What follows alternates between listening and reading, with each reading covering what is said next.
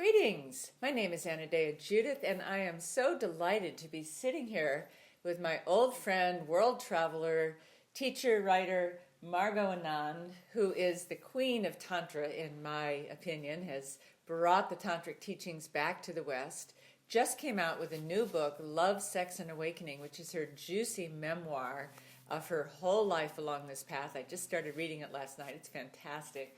And we have a moment to talk to each other about some of the cutting edge of our work. Yes, and I'm here with my dear friend Anodea Judith. I know her many years. I love her. She's a courageous, creative, beautiful woman, and she's now preparing a great new title and a great new book for, we don't know which publisher yet. They're fighting for her book, and it's about charge. So she's going to talk to us about charge.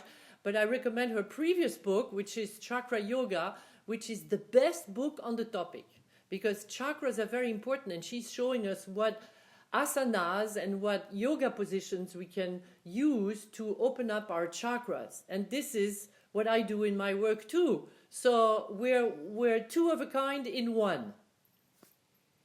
And one thing that I'm excited to talk to Margot about, because this is an overlap of our work, is the charge of sexuality. Because in sexuality, this is what we play with, and we use it in Tantra to move the energy through the chakras and awaken the higher centers. And this has been your life's work. Yes, exactly. But I want you to tell us and our audience, what is your unique definition of charge? Well, first of all, I think that it stands for consciousness having a really genuine experience. In other words, when you have a charge, you know it. There's no doubt about it. You have an emotional charge. You have a sexual charge. You're excited about something. Yes. You're angry. Yes, but I would say, adding to this, that, energy follows consciousness. So it's the marriage between energy, which is represented as Shakti in the Tantric tradition, That's right, and consciousness, which is represented by Shiva in the Tantric tradition. Those two marry, and they create all that is.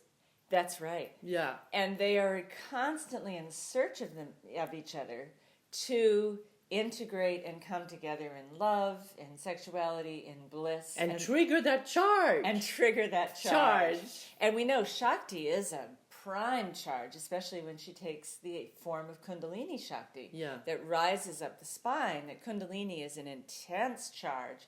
And, I would also equate charge to prana, to chi, to even libido is what Freud called it. Star Wars calls it the force. It's all the same thing. But I like the word charge because I think everyone can relate to it in their own body. Well, take the simple example of plugging a plug into the socket. This is exactly what happens between a man and a woman, or between couples of the same sex. I mean, you basically create the yin and the yang, the receptive and the active, the plus and the minus coming together, and you have light, and the charge has worked. And this is what our work is all about. So may I now talk about my particular angle of, regarding the charge? So in my work, I teach the love and ecstasy trainings all over the world. And in my work, I say there is 3 keys to orgasmic charge. The first one is breath. So notice when you breathe deeply, I prefer to use the mouth breath because that's the orgasmic breath. You don't have a sexual orgasm when you breathe slowly through the nose. Okay, so you breathe through the mouth. But the moment you breathe through the mouth, your body expands. So you have, and something opens. That's movement. And then after that, of course, if you use, the voice gives a color to your energy. So if you use those 3 keys when you make love, when you do anything, when you do yoga, when you dance, you have an energy charge which is greatly enhanced. That's wonderful. And actually, I love to talk about charge in the breath, because the more oxygen we take in, the more we charge our body. Yeah. And the more you feel your body, every cell. So, of course, it follows that if you bring that charge up in sexual engagement that you're going to feel more. Yes. Your sensation is going to be fuller all the way through your body, and your release is going to be fuller. Yes. Wow, this is so interesting. I'm with Anodea Judith, and she wrote a book on the chakra and the yoga of the chakras. And I'm just presenting a new book I wrote called Love, Sex, and Awakening, upside down for you. And I'm very excited about all the adventures and initiations that I experienced in my life, which inspired me to create the Love and Ecstasy training. And these are the stories and the adventures that I went through around the world. So I want to tell you what I discovered about charge in the sexual realm. And actually, I discovered that if you stay with the charge that naturally develops in the first chakra, and for me, your sexual center, your pelvic floor, you get kind of, the danger is you get stuck with it. You know, you are like someone who loves peanuts. Like you eat peanuts, the more you eat them, the more you want them. So you have a normal sexual orgasm, which ends up with the man giving away his energy, you know, and then shortly thereafter, you want another, and you want another, and it's a never-ending story. So in my research, I wanted to find freedom. How can I have the wonderful feeling of sexual charge and orgasmic flow and be free as a woman so I'm not dependent on my connection with the man as much? And what I discovered is that if I take the motor, the charge of the orgasmic power that develops after I do the 3 keys of deep breathing, movement in my body, using my voice, enhancing the whole experience. If I move this experience from the first chakra, which is the sexual center in my method, and I move it to the second, which is in the navel area, the hara in martial arts, I expand the way my body is balanced in space. I expand my sensation of how I connect and flow with my partner's body. I expand my feeling of balancing the yin and the yang on a physical sense.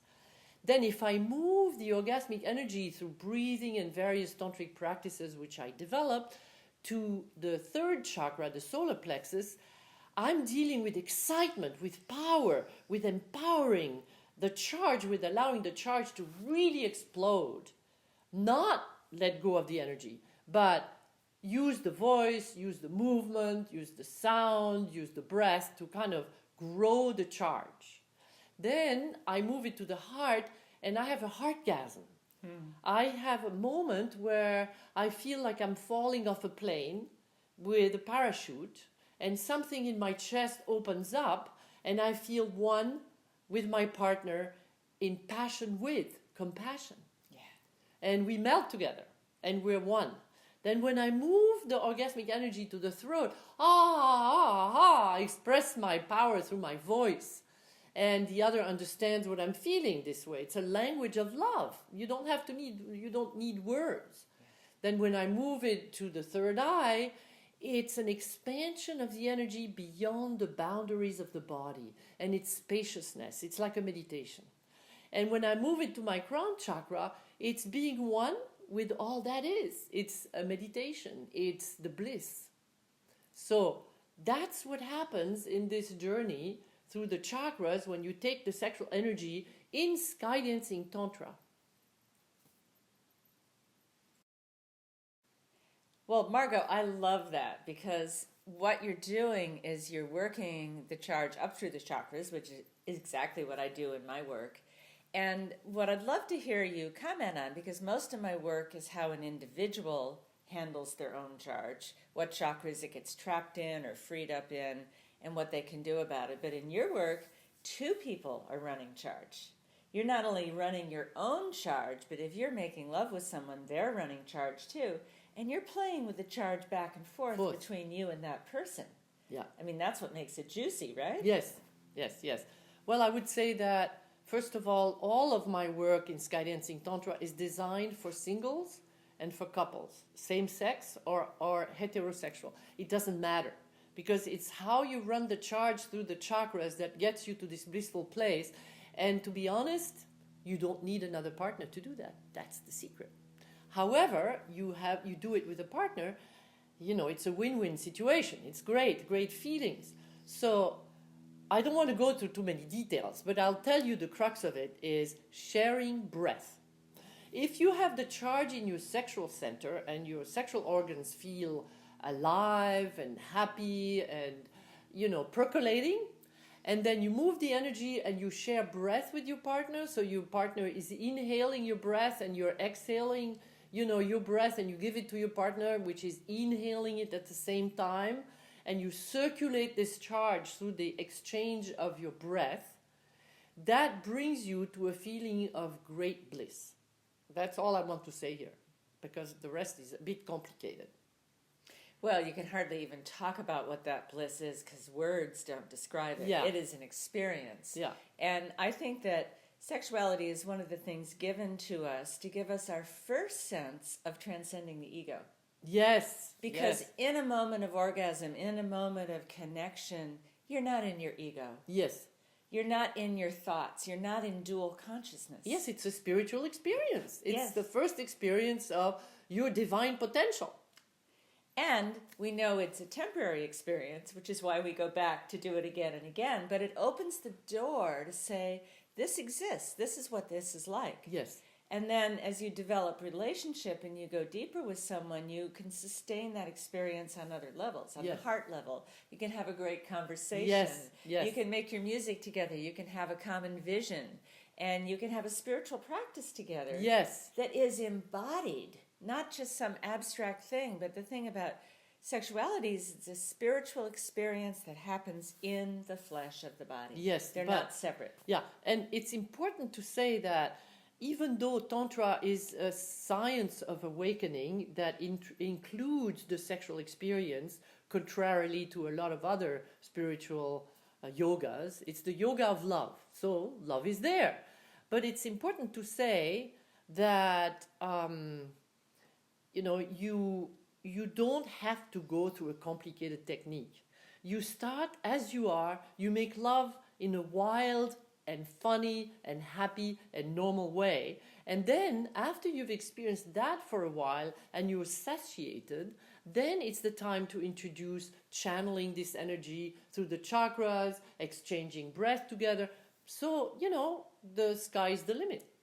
That's why you call it sky dancing tantra. Yeah, but it's also because as a couple, when you've been together for a long time, 10 years, 20 years, 30 years, if you make an appointment, to have a day or half a day or an evening of tantric practice, we have a way of approaching this in which, you can renew, the juiciness of your attraction to each other. Well, now you're talking about charge in relationship. And couples, whether they're in bed or out of bed, they trade charge back and forth all the time. Yes. If they have a fight, there's a big charge going back and forth. Yes. If one feels lonely or rejected, their charge falls. They go, oh, you're not paying attention to me. I want your energy. I want they your lose charge." energy, basically. Yeah. Yes. And I also find that if they're together too much, there's not enough time for eros to renew itself, and the charge level goes down. Like couples that spend all their time together have trouble keeping that charge going. Yes. A little bit of separation, a little bit of differentiation, the charge comes back up again. Yeah. Would you say that's true? Oh, yes. I mean, je t'aime encore mieux quand tu n'es pas là. I love you even more when you're not here. That's right. That's a French song.